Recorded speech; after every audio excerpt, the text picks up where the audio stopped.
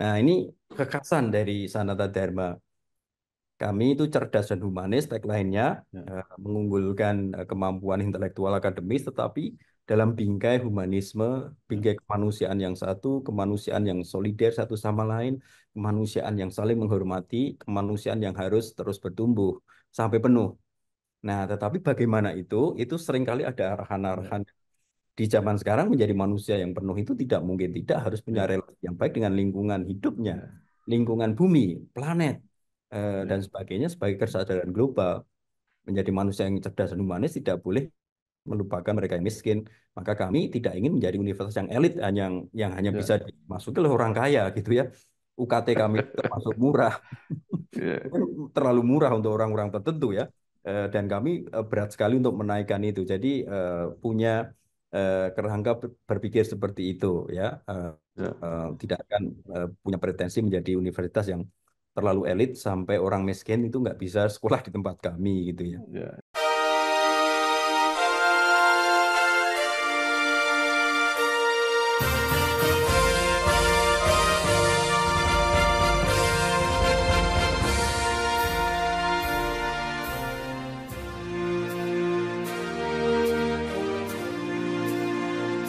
Bersama saya Bambang Sadiono di kanal Inspirasi untuk Bangsa. Mudah-mudahan kanal ini selalu bisa memberi inspirasi, motivasi, dan edukasi.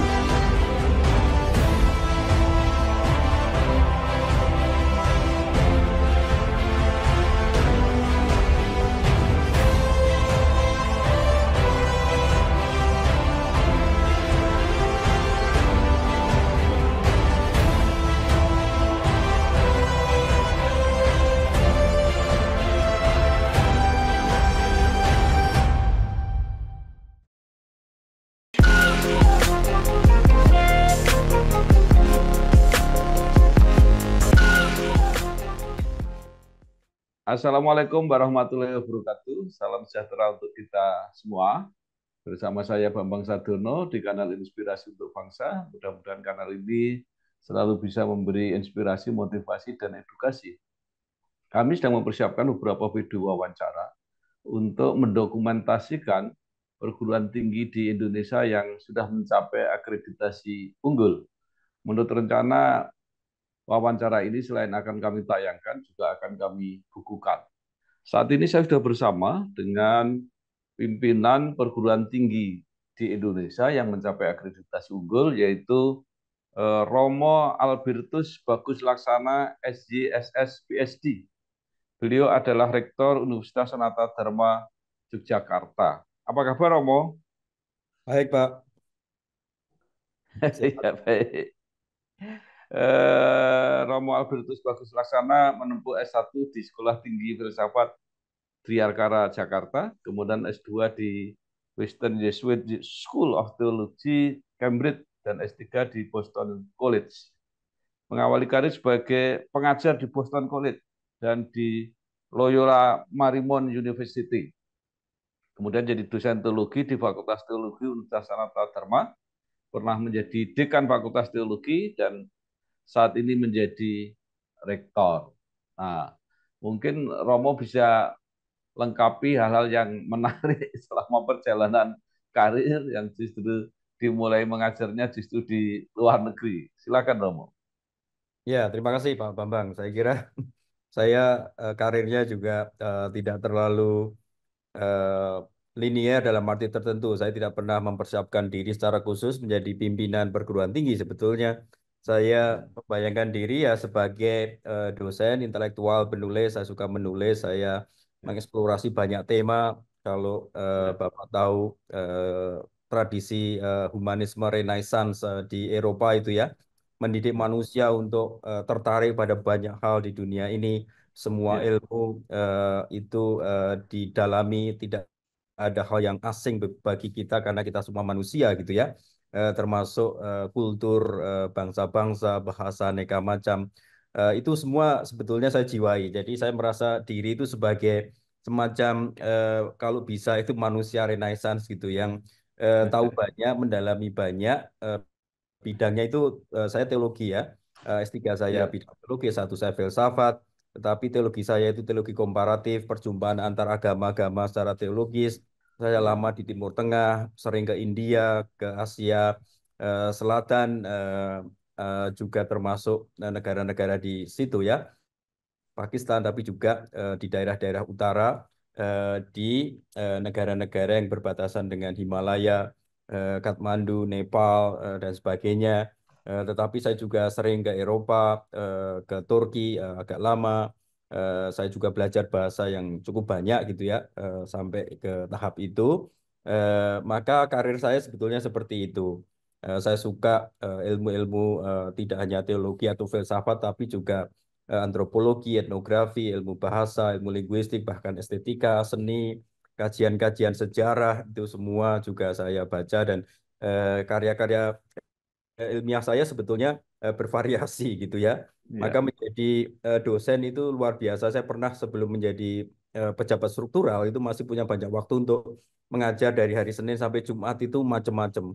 Hari Senin bisa teologi, hari Selasa bisa sastra Turki modern, kemudian hari Rabu bisa mistisisme dalam Islam. Saya juga mengajar di UIN Sunan Kalijogo di sini dalam banyak bidang juga kajian itu ya, antaragama Islam dan sebagainya gitu ya. Lalu kemudian kembali ke teologi dan sebagainya. Jadi sangat bervariasi ke dalam arti itu ya. Maka dan sebagai pejabat struktural saya pernah menjadi kaprodi di bidang teologi tapi juga dekan di Fakultas Teologi.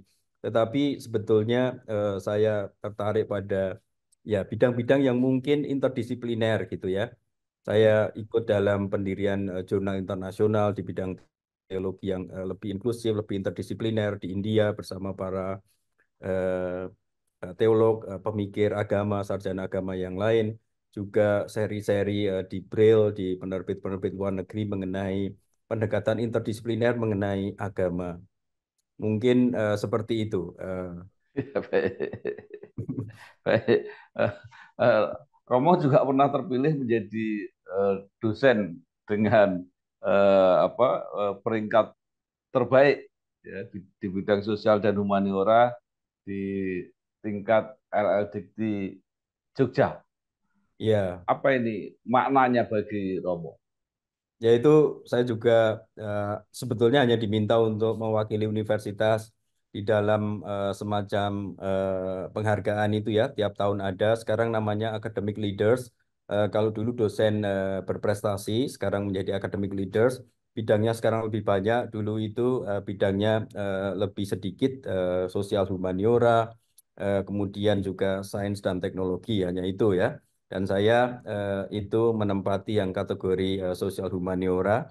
Nah, maknanya bagi saya adalah ya ini rekognisi dari teman-teman sejawat bahwa saya punya kontribusi di bidang itu, dan saya merasa ya cukup apa dihormati atau diberi penghargaan itu ya bahagia juga gitu ya, Ya. menjadi pelecut untuk karya saya di bidang sosial humaniora yang sebetulnya saya tidak pernah mencari penghargaan seperti itu, tetapi kalau diberi ya ini menjadi penyemangat untuk saya, untuk teman-teman, untuk fakultas waktu itu, eh, supaya terus berkiprah, dan kiprah kita itu tidak hanya untuk kita sendiri tetapi juga dilihat orang, dinilai dalam arti tertentu, tapi juga dihargai kalau memang mereka merasakan manfaat, merasakan prestasi itu berguna untuk masyarakat.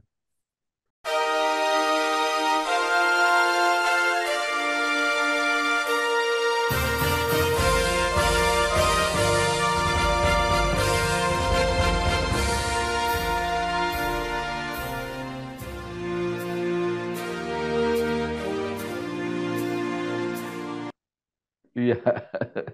Baik. Romo cukup lama mengabdi di Sanata Dharma. Mungkin bisa diceritakan perjalanan dan perjuangan Universitas Sanata Dharma ini sampai sekarang mencapai puncaknya di bidang akademis, yaitu dengan mendapat predikat akreditasi unggul. Monggo silakan, Romo. Iya, Sanata Dharma didirikan tahun 55, jadi sudah cukup lama ya, hampir 70 tahun. Dan itu saya kira mewarnai perjalanan Sanata Dharma dulu, IKIP, kemudian bahkan sebelumnya itu kursus pendidikan guru. Ya. Tapi kemudian berhubung dengan banyak perkembangan di tanah air, dunia pendidikan tinggi, kami Ya. menjadi salah satu pelopor ya Ya. perpindahan transformasi dari IKIP menjadi universitas Hmm. di tahun 93 gitu. Dan itu rupanya menjadi milestone tersendiri, tetapi tetap kami ingin mengedepankan misi pada pendidikan untuk bangsa, untuk masyarakat yang lebih cerdas, lebih adil, lebih sejahtera, tetapi juga ada dimensi ilmiahnya, ada dimensi saintifik, ada dimensi Ya. mengantar bangsa Indonesia, masyarakat Indonesia ke depan dengan Ya. berbagai macam disiplin ilmu yang lain selain pendidikan. Jadi karakter pendidik itu tetap kuat di Sanata Dharma. Kita melibati proses pencerdasan bangsa ini, tetapi juga melihat tantangan yang lebih luas ke depan. Indonesia butuh banyak pengayaan, banyak kemajuan di bidang ilmiah, maka kami punya banyak fakultas lain selain IKIP atau selain Fakultas Keguruan Ilmu Pendidikan begitu ya. Kami ingin menjadi universitas riset yang baik, tapi juga teaching university yang integral, yang punya komitmen pada pendidikan kaum muda yang integral, dan dua-duanya itu kami pupuk sehingga kami bisa menjadi universitas yang nantinya semoga internasional dan unggul gitu ya. Sekarang nasional unggul, tetapi kami ingin dalam jangka panjang menjadi pemain regional dan global yang disegani, eh, bukan karena peringkat dunianya, tetapi karena kontribusinya lewat pusat-pusat studi yang mengarah pada hal-hal yang baru sekarang ini, SDGs, Sustainable Development Goals, tetapi juga kami punya aspirasi-aspirasi sendiri dalam bidang lingkungan hidup, dalam bidang pendampingan kaum muda, dalam bidang spiritualitas, kebermanaan hidup, tapi juga dalam bidang pendampingan kepada mereka yang tersingkirkan ya, keadilan sosial dan sebagainya itu. Nah, ini perkembangan Sanata Dharma. Eh, saya kira dalam 70-an tahun terakhir ini eh, itu signifikan dalam pertumbuhan jumlah Ya. fakultas, juga mahasiswa. Itu kami sekarang 13.000 yang aktif begitu. Ya.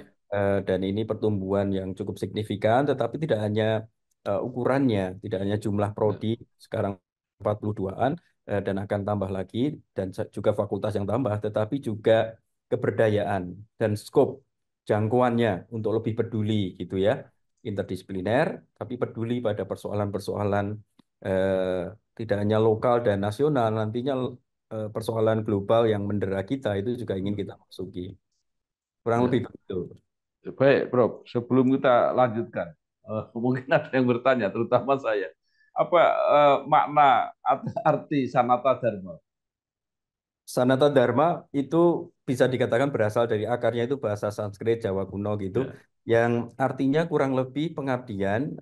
Dharma Hmm. itu dalam bahasa Ya. Sanskrit, dalam Ya. tradisi Hindu Buddha itu sangat kaya sebagai kata. Itu bisa pengabdian, bisa hidup itu Ya. sendiri gitu ya, hidup kita Ya. secara keseluruhan yang baik, yang diarahkan pada nilai-nilai yang tinggi, itu namanya Dharma. Nah, Ya. tapi secara khusus itu bisa disebut ikhtiar untuk pengabdian gitu ya. Ya. Sanata, sanyoto itu Oh, artinya nyata gitu ya. Jadi ini ya, ya, sebuah ya, ya. service, sebuah Ya. pengabdian Ya. eh, yang nyata gitu Ya. eh, untuk kemanusiaan, untuk bangsa, untuk komunitas-komunitas. Ya. Kurang lebih itu arti yang kami ingin Ya. tekan. Dharma sejati, kira-kira seperti itu ya, Iya, Prof. dharma yang sejati, yang nyata. Sesungguhnya. Iya.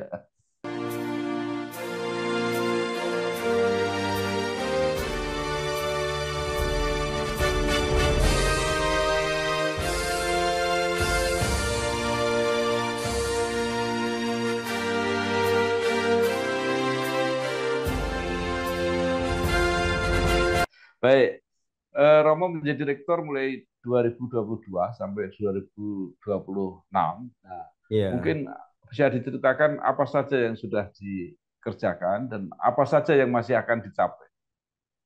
Ya, selama rektorat kami itu kami mencoba membuat semacam sesanti gitu ya, tagline yaitu eh, bertumbuh, berkreasi dan peduli.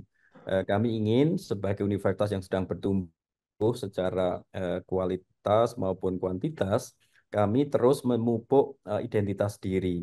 bertumbuh secara spiritual, bertumbuh secara personal dan interpersonal, bertumbuh secara komunal.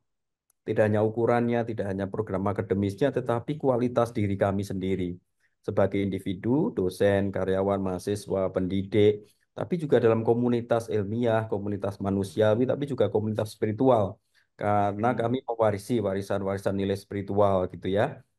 Kristiani, Katolik, inklusif, kebangsaan, dan dialogis, dan sebagainya itu.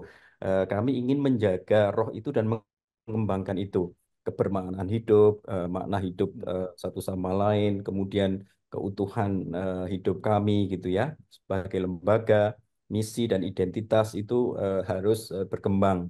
Nah, itu kami lakukan dengan banyak cara gitu ya. Pembinaan dosen mulai dari yang masuk sampai yang purnakarya, perhatian pada mereka masing-masing dalam setiap tahap gitu perkembangan mereka. Kalau ada persoalan-persoalan keluarga, persoalan-persoalan yang menyangkut hidup, sakit dan sebagainya kami juga bantu. Juga acara-acara di kampus lebih juga kami fokuskan kadang-kadang pada pembinaan mental, spiritual, karakter, dan kebermanaan hidup itu dengan banyak program ya. Leadership, kemudian juga upgrading, kemudian bonding, kegiatan-kegiatan seperti itu, termasuk mahasiswa.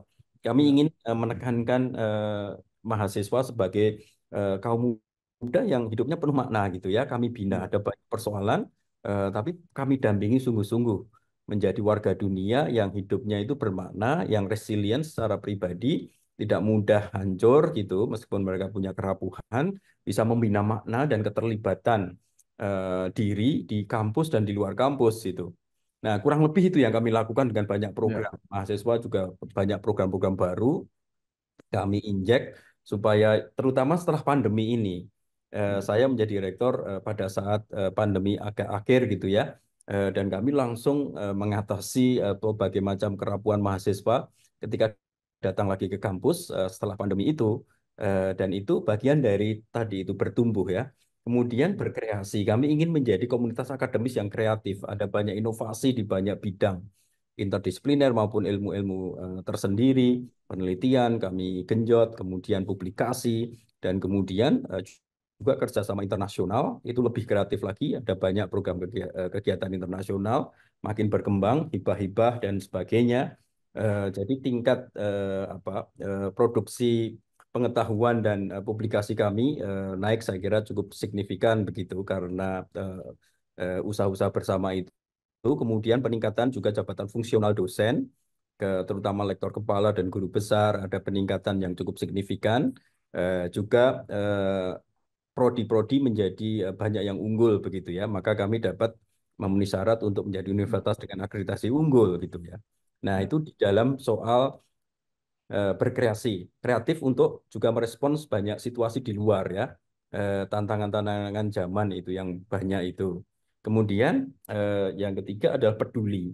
Kami punya program kepedulian supaya universitas ini tidak hanya tumbuh sendiri tapi berkembang merespons kebutuhan masyarakat yang paling membutuhkan. Maka kami punya banyak beasiswa untuk mereka yang membutuhkan dari daerah 3T kami kerjasama dengan Pemda-Pemda mendidik mereka secara khusus, ada asrama, ada pendidikan khusus, kemudian jumlah dari mereka yang dari daerah 3T ini menjadi salah satu IKU dari universitas kami gitu ya. Kepedulian itu. Juga kepedulian kepada keutuhan ciptaan, kepada bumi sebagai rumah bersama, kepada mereka yang rentan. Kami punya Satgas PPKS yang sangat aktif membina seluruh komunitas supaya Sanata Dharma menjadi komunitas yang aman untuk siapapun, melindungi mereka yang rentan dari banyak hal yang bisa mengganggu kesejahteraan mereka, kekerasan seksual dan sebagainya yang sekarang menjadi masalah itu.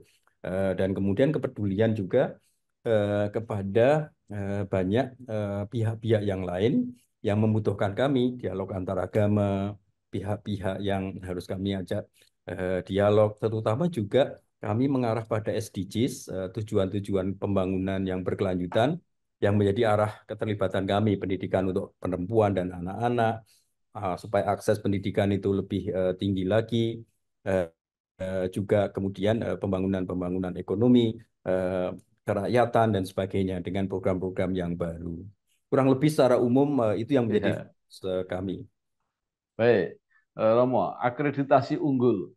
Apa maknanya untuk internal Sanata Dharma dan apa manfaat tadi untuk masyarakat?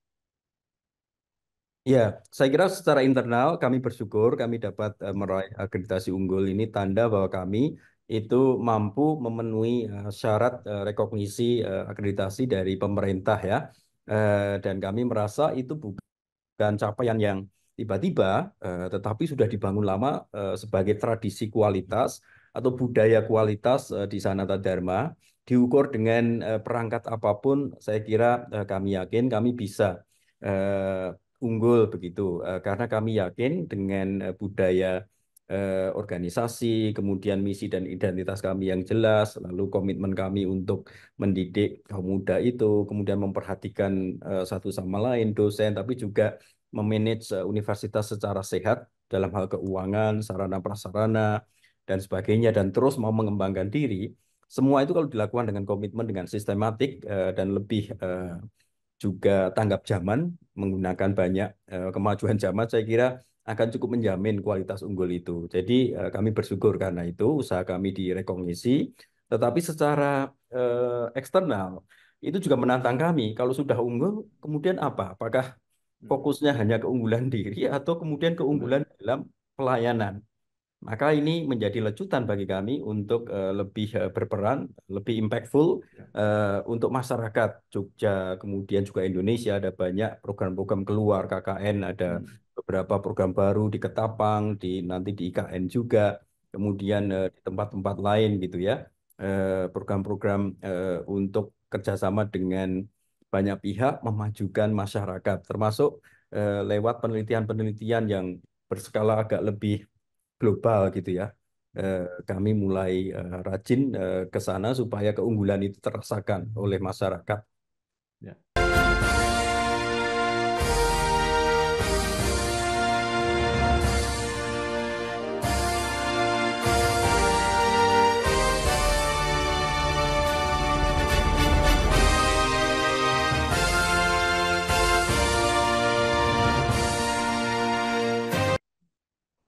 Baik.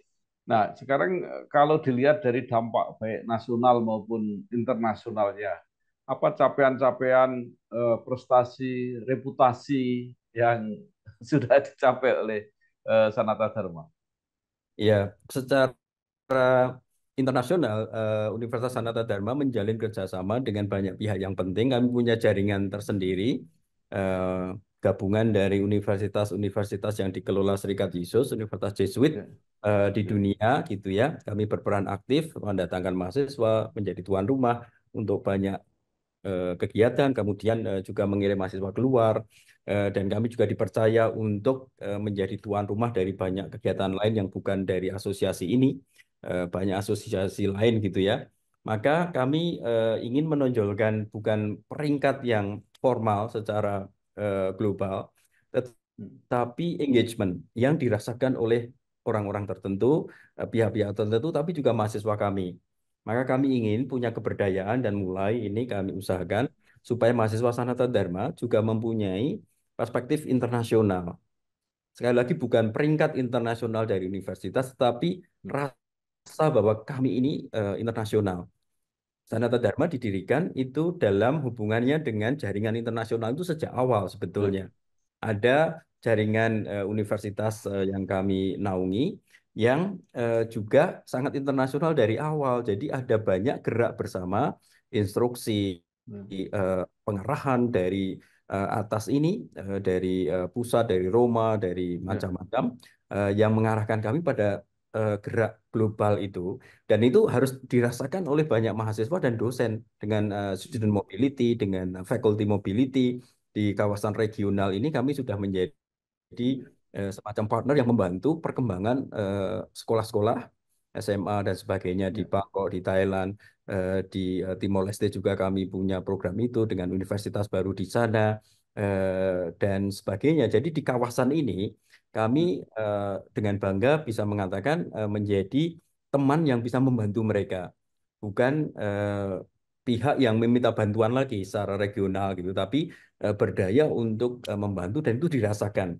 Mahasiswa kami juga kami kirim untuk program-program itu sehingga eh, yang kami banggakan sekali lagi bukan rankingnya, tetapi Ya, eh, programnya dan impact dan pengalaman yang dirasakan oleh ya, sivitas akademika dan masyarakat yang kami layani. Nah, secara nasional itu juga prestasi-prestasi dosen kami tentu saja beberapa menjadi apa eh, leaders setelah saya tadi mendapatkan ya, rekognisi itu di LDIKT, banyak dosen lain yang tiap tahun dari Sanata ya, Dharma mendapatkan itu juga ya rekognisi baru itu juga secara nasional pernah ada. Juga mereka ini dosen-dosen muda ini banyak melakukan penelitian internasional. Kami punya penelitian bersama Sogang University di Korea dengan Harvard. Kami membantu membuat konsorsium tiga universitas, Sogang, Harvard, dan juga Sanata Dharma dalam bidang pengembangan teknologi ke depan yang lebih hijau, lebih ramah lingkungan, lebih pro rakyat dan sebagainya. Eh, itu karena dosen-dosen kami cukup banyak yang studi di luar negeri, di Korea, punya kemampuan-kemampuan untuk menjalin kerjasama itu. Itu juga beberapa hal yang bisa saya kemukakan secara singkat, Pak. ya, baik. Tadi Romo sudah sedikit menyinggung, tapi mungkin bisa lebih dipertajam lagi mengenai kekhasan karakter dari Universitas Sanata Dharma, termasuk bekal-bekal keagamaan dan sebagainya. Saya juga ingin menambah sedikit karena Ya, tidak semua universitas Katolik itu dikelola langsung di bawah seperti di bawah organisasi atau ordo keagamaan. Ada juga yang dikelola oleh masyarakat di luar. ya. Itu berbeda atau tidak, Romo?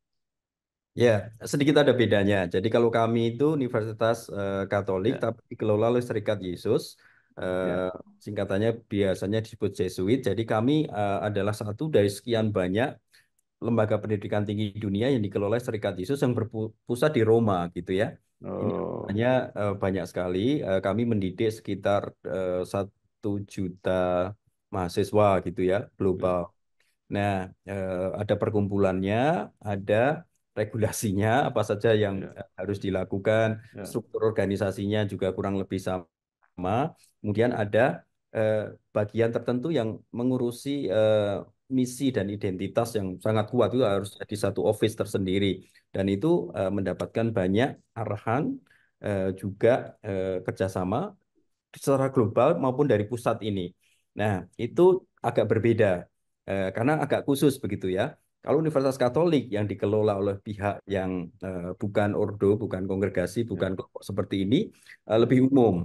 Tetapi kalau yang seperti kami ini lebih khusus lagi, Katolik tapi lebih ya, khusus dengan nilai-nilai tertentu. Kalau ya, kami ya nilai-nilai Serikat Yesus, tradisi Santo Ignatius Loyola yang sudah berumur 600 tahun, yang mendirikan banyak universitas besar di dunia gitu ya, dan selalu mengupdate banyak hal mengenai misi dan identitas yang baru itu. ya, Terakhir kami punya 4 arahan, misalnya yang pertama ya, yang menjadi fokus sampai tahun 2029 itu. Yang pertama itu mengantar anak-anak kaum muda semua dari kita agar mempunyai hubungan yang lebih baik dengan Tuhannya, kehidupan spiritual. Yang kedua adalah mendampingi atau berjalan dengan mereka yang tersingkirkan, ya, korban ketidakadilan, supaya masyarakat lebih adil. Kemudian yang ketiga adalah berjalan bersama kaum muda agar mereka mempunyai masa depan yang lebih berpengharapan gitu ya. Dan yang keempat itu merawat bumi sebagai rumah bersama. Nah, ini arahan yang ya, membuat semua universitas Jesuit di dunia itu bergerak bersama-sama untuk mencapai itu. Ada target-targetnya gitu ya, ada komunikasinya. Nah, ini kekhasan dari Sanata Dharma. Kami itu cerdas dan humanis, tagline-nya ya, mengunggulkan kemampuan intelektual akademis, tetapi dalam bingkai humanisme, ya, bingkai kemanusiaan yang satu, kemanusiaan yang solider satu sama lain, kemanusiaan yang saling menghormati, kemanusiaan yang harus terus bertumbuh sampai penuh.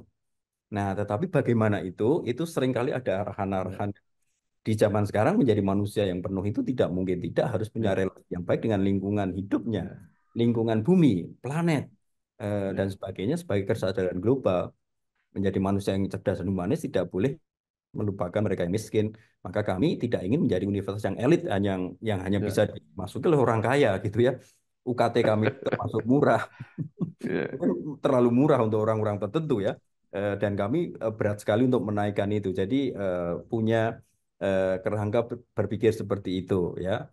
ya, Tidak akan punya pretensi menjadi universitas yang terlalu elit sampai orang miskin itu nggak bisa sekolah di tempat kami gitu ya. ya, Misalnya itu ya. implikasinya.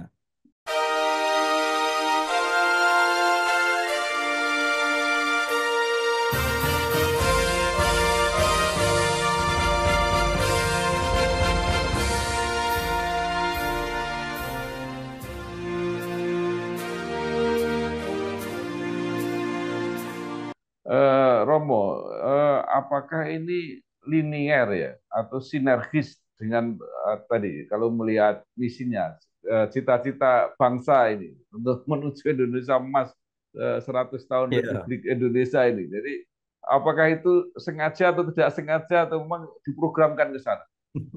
Saya kira karena roh kami itu didirikan oleh Ya, Profesor Triarkara yang ada ya, juga aktif secara nasional dengan filsafat Pancasilanya dan sebagainya. Saya kira itu tidak merupakan kecelakaan ya, kesamaan itu. ya, Tapi dari awal memang komitmen kami adalah mendirikan sebuah lembaga pendidikan tinggi demi perkembangan bangsa. Pertama-tama melihat pendidikan, kemudian meluas sekarang dengan kontribusi ilmiah dan sebagainya, tetapi tetap tetap berkomitmen pada kebangsaan ini, pembangunan kebangsaan ini. Maka kalau dihubungkan dengan cita-cita Indonesia Emas tahun 2045 itu sangat cocok.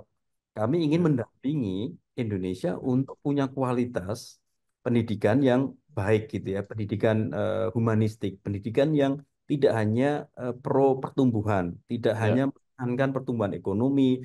Indonesia emas akan jaya secara ekonomi saja, ya, dihormati karena kemakmuran dan ya, juga kepintarannya, ya, tetapi kosong secara spiritual dan hilang nilai-nilai identitas keindonesiaannya, pluralismenya, kebermanaan yang lebih dalam pada identitas kebersamaan itu, spiritualitasnya yang aneka macam. Kami ingin agar Indonesia tetap berakar di situ.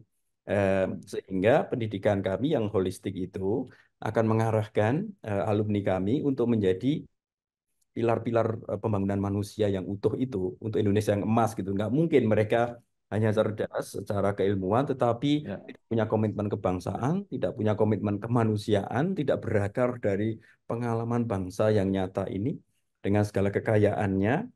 Eh, Kalau mau menjadi Indonesia Ya. emas begitu, kami ingin mengawal pertumbuhan seperti itu ya Pak. Ya, baik.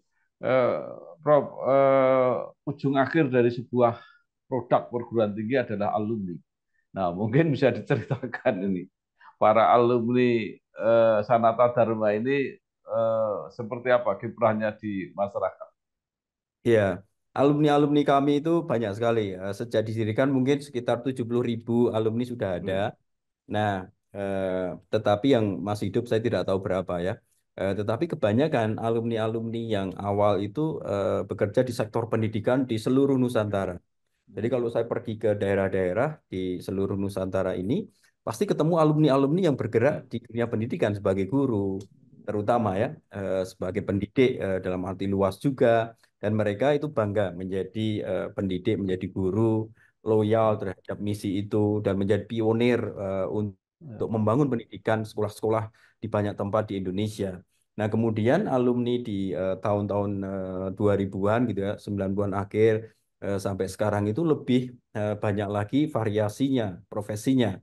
Fakultas psikologi ada menolorkan banyak psikolog mendampingi banyak kaum muda ini.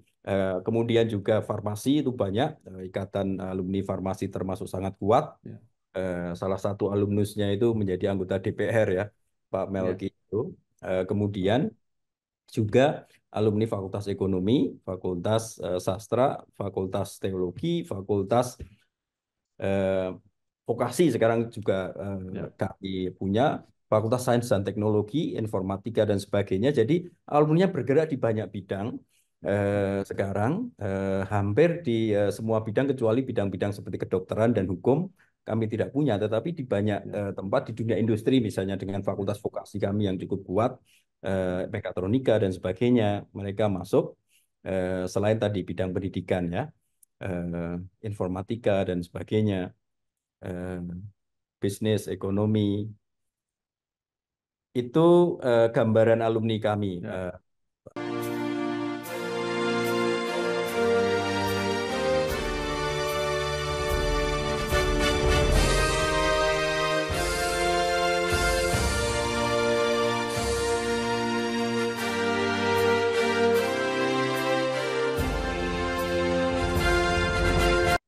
Ya baik. Terakhir, Prof. Akreditasi adalah instrumen untuk menjaga, memacu, meningkatkan kualitas perguruan tinggi. Tapi pemerintah sering mengubah-ubah kebijakan akreditasi ini. Nah, bahkan ada rencana juga akreditasi unggul untuk institusi itu juga akan tidak tahu akan dihilangkan atau diganti apa. Nah, menurut pengelola perguruan tinggi, apa saran yang terbaik untuk kebijakan ini? Ya, kalau saya simpel saja ya, akreditasi itu mestinya tidak menjadi beban untuk Ya, perguruan tinggi, karena apalagi swasta ya. Sekarang ini ya, perguruan tinggi swasta ini berada di dalam masa yang sangat sulit, ya, mendapatkan mahasiswa baru seperti dulu saja perlu usaha sangat keras karena ya, PTN-PTN itu membuka jalur ya, mandiri yang luar biasa besar dan sebagainya, dan hari-hari ini semua itu lebih terkuak ke permukaan dengan persoalan UKT ya, dan sebagainya itu. ya, Maka ada manajemen pendidikan tinggi di Indonesia yang saya kira perlu diperbarui ya, ya, eh, dari juga bidang apa dari segi government, kebijakan pemerintah, termasuk nanti akreditasi itu harus mengikuti ini supaya mendukung perguruan tinggi swasta terutama, untuk tidak direpotkan oleh itu, ya, tidak menjadikan status itu merugikan mereka, tidak menjadi itu terlalu formal tetapi lebih otentik. Jadi bayangan ya, saya setiap universitas terutama yang swasta itu kekasannya apa, dan ya, itu ditonjolkan di dalam akreditasi itu gitu ya. Sehingga setiap universitas itu tidak main apa ya, sikut-sikutan kami unggul, kami peringkat sekian, kamu ini. Tapi kekasannya apa? Dan kekasan itu yang dijual ke masyarakat dan tidak saling mengalahkan. Kalau akreditasinya itu masih terkesan ya, mungkin satu tipe gitu ya. Semua universitas dengan konteksnya yang berbeda-beda, dengan ciri khas yang berbeda-beda. Sekarang ini perguruan tinggi kan akreditasinya satu aja ya, kan, institusi, kurangnya ya, satu, apa kategori-kategorinya juga satu saja gitu ya. Nah, apakah itu sudah mencerminkan keragaman ini? ya, Dan juga fokus pada kekasannya untuk masyarakat Indonesia sebetulnya. Saya termasuk orang yang agak skeptis kalau Universitas Indonesia mau menjadi world class university, itu apakah langsung bisa menyaingi yang berat-berat itu? Saya lama di ya, Boston, saya kuliah di Harvard, di MIT juga familiar, sering ke sana. Universitas besar-besar itu saya sangat familiar gitu ya.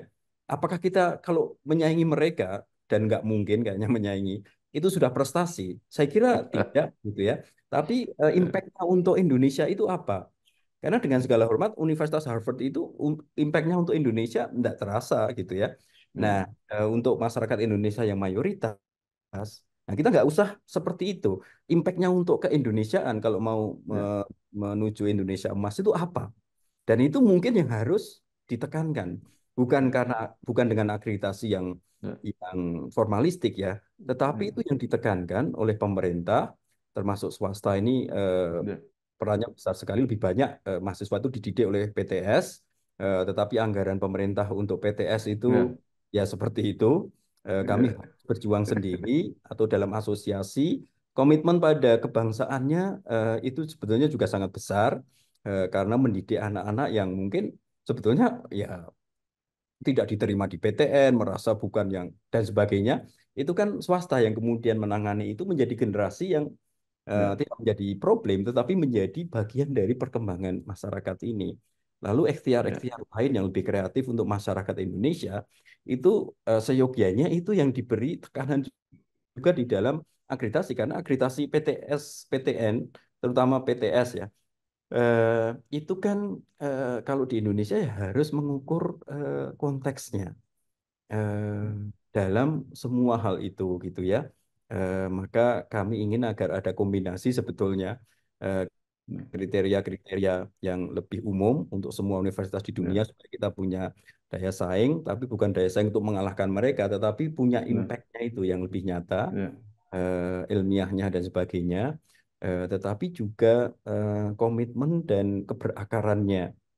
Untuk apa kita unggul sebagai universitas di Indonesia yang ya, meluluskan alumni-alumni yang sebetulnya hanya ya, memikirkan diri sendiri dan kesejahteraannya sebagai kelas menengah atau kelas atas gitu ya. ya, Eh, Mungkin mereka akan memajukan industri atau teknologi, tapi teknologi untuk siapa gitu ya. ya, Kalau itu bukan untuk masyarakat kita, untuk masyarakat yang kecil, saya kira inovasinya boleh dibanggakan, tetapi tetap harus ada pertanyaan etis. Ilmu itu untuk siapa? Inovasi untuk siapa? Apalagi di zaman AI ini, itu luar biasa pertanyaan etika itu. Siapa ya, yang mau regulasi itu dan demi siapa yang kita bela gitu ya? Karena teknologi gampang diciptakan di zaman sekarang. ya, Universitas lain lebih kuat, tetapi komitmen kemanusiaan kebangsaannya ya, itu semoga itu lebih diperhatikan. ya. Begitu ya. Baik, luar biasa. Terima kasih sekali Romo Albertus Bagus Laksana, SJ, SS, PhD, Rektor Universitas Sanata Dharma Yogyakarta. Banyak sekali yang sudah disampaikan, mudah-mudahan ini memberi inspirasi dan edukasi pada kita semua. Luar biasa bahwa mendidik tidak cukup hanya menjadikan orang cerdas, tapi yang jauh lebih penting adalah orang yang berkomitmen terhadap masyarakat, terhadap lingkungan, terhadap bangsa dan negara. Saya kira itu luar biasa. Terima Ya. kasih sekali Terima lagi kasih Pak Bambang. Romo. Ya, Matur atur ya. nuwun, sehat selalu. Wassalamualaikum warahmatullahi wabarakatuh. Waalaikumsalam Oke. warahmatullahi wabarakatuh.